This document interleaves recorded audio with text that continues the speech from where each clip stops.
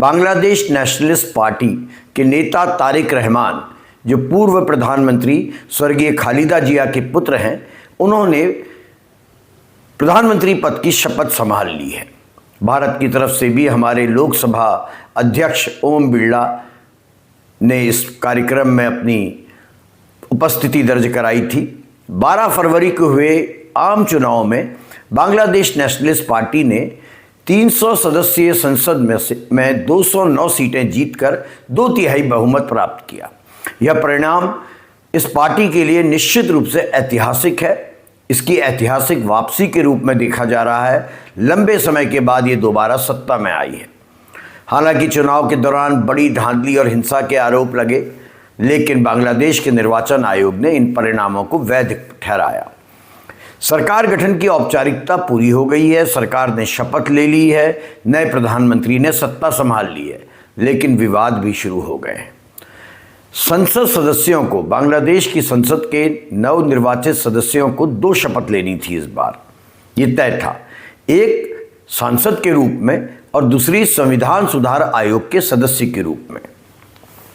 Bangladesh nationalist party के सांसदों ने पहली शपथ तो ले ली, यानी सत्तारूढ़ दल के सांसदों ने, लेकिन दूसरी शपथ लेने से इनकार कर दिया और बड़ी विचित्र स्थिति पैदा हो गई।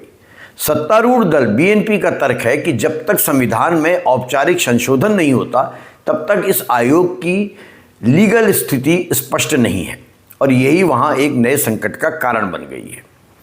देखिए, 2024 में जो छात्र आंदोलन हुआ, जिसने खालिदा जिया की पार्टी को वापस सत्ता में लाने का काम किया है, वो छात्र आंदोलन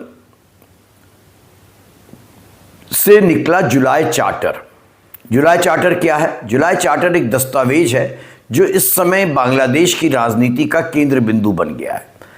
यही वो आंदोलन था छात्रों का जिसने शेख हसीना की सरकार के पतन का मार्ग प्रशस्त किया और अब नई सरकार सत्ता में आई है। जुलाई चार्टर के तहत संसद को 180 दिनों के भीतर संविधान बदलना है। इसके लिए जो नए सांसद चुनकर आए हैं, उन्हें ही संविधान सभा का सदस्य बनाया गया है और उनसे अपेक्षा की गई है जुलाई चार्टर में कि वो व्यापक संशोधन करेंगे जनता की इच्छा के अनुसार। जनमत संग्रह में ये जो अभी इलेक्शन हुए थे, इसमें 2 टाइप के वोट डाले गए, एक सांसदों को चुनने के लिए और एक इस जुलाई चार्टर के अनुसार संविधान में संशोधन करने के लिए। तो 62% मतदाताओं ने संविधान संशोधन के पक्ष में मतदान किया।